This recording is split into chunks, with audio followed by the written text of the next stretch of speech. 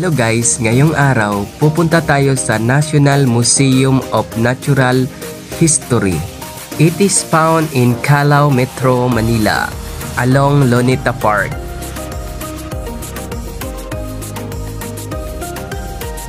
Don't forget to follow and share my videos.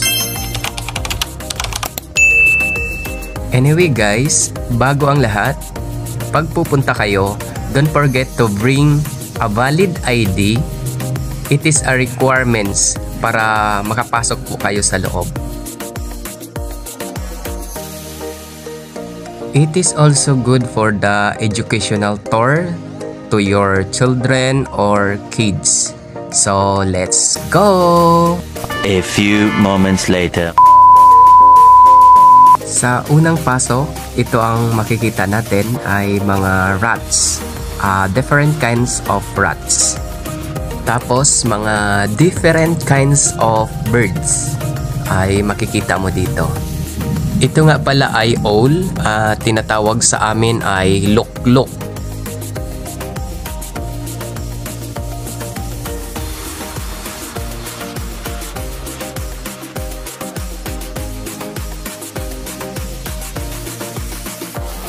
It is parrots.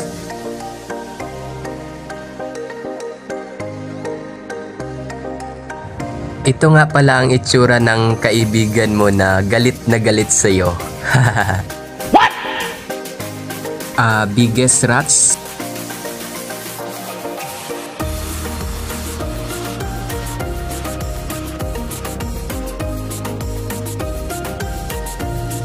It is a snake like your friend na tinutuklaw ka kung ikaw ay nakatalikod.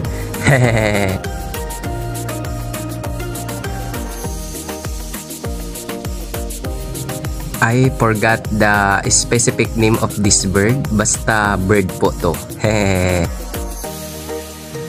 It is a carabao or water buffalo. Ito pala ang itsura ng kinakagat ka na ng patalikod pero still ka pa rin nag-i-stay sa kanya. I did not know the specific name of this animal pero sa Malaysia ay tinatawag na tanggiling. So here we are in different types of mining equipments and mayroon silang mga cave